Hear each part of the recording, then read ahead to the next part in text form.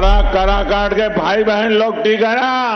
Ration देने से 5 kilo ration देने से हम सबका घर नहीं चलने वाला है। तो आखिरकार भाई हो नरेंद्र मोदी जी अपन पावर काराकाट में दिखाई दिलन। जैसे कि आप लोग जानत हुआ कि इस बिहार में, हाँ पूरे बिहार में अगर कौनो हॉट सीट भइल बा तू हो काराकाट लोकसभा।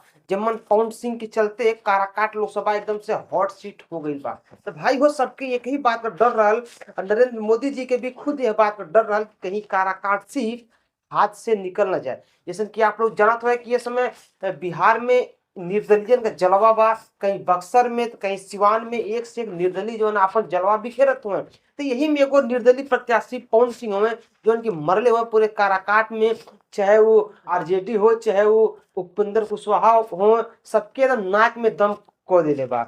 भाई वो जहां तक बीजेपी तो बहुत कोशिश करे कि पवन सिंह के चुनाव लड़े से रोकल जाए, पवन सिंह के चुनाव न लड़े देवल जाए, लेकिन बीजेपी ऐसा कुछ कर ना पाविले। अब पवन सिंह चुनाव लड़े रन और जरूर लड़े रन। नामांकन करने के बाद जब बीजेपी की ये चीज लगेला कि भाई हो पवन सिंह अब ना रुके तो बीजेपी चलिए पवन सिंह के खिलाफ प्रचार करे, पवन सिंह के खिलाफ बोलबे करेले, प्लस आरजेडी के भी खिलाफ बहुत ज्यादा कुछ बोल ले और पश्चिमी बंगाल के बारे में बहुत ज्यादा बोले ले। अब बिहार के प्रवासी मजदूरन के लेके बहुत कुछ बोले ले, बिहार के जौन आज गरीबी कारण बा ओके लेके मतलब मोदी जी अपन साम दाम दंड भेद लगावेलन बिहार के जनता वासियों पे और एकदम मिला जुला के एकदम कोशिश में हुए कि काराकाट सीट जो बा वो पवन सिंह के ना उपेंद्र कुशवाहा के पक्ष में निकले।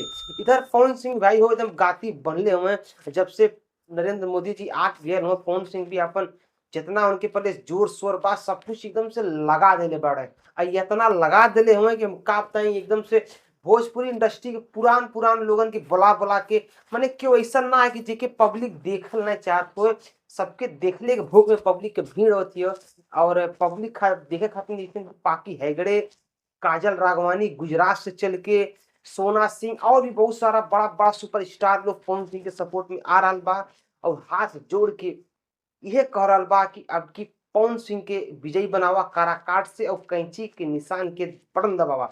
अब भाई ये मन देखे के ई बा कि कौन पक्ष भारी पड़ेला। एगो ऊ पक्ष बा जो कि पिछले 10 साल से भारत के प्रधानमंत्री हुए, अब पूरा भारत को लोकतंत्र उनके मुट्ठी में बा, एकदम से कब्जा बा बीजेपी बहुत ज्यादा भारत पे बीजेपी बहुत ज्यादा बोलबाला भी बा।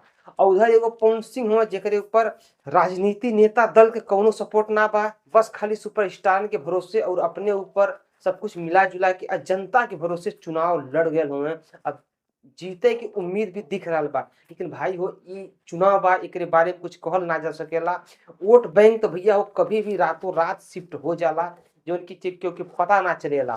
तो देखा अब आगे चुनाव पड़े वाला बा और 4 जून की यह बात के फैसला हुई कि मोदी जी का रैली भारी पड़ गई कि पवन सिंह के सुपरस्टार का पावर भारी पड़ गई।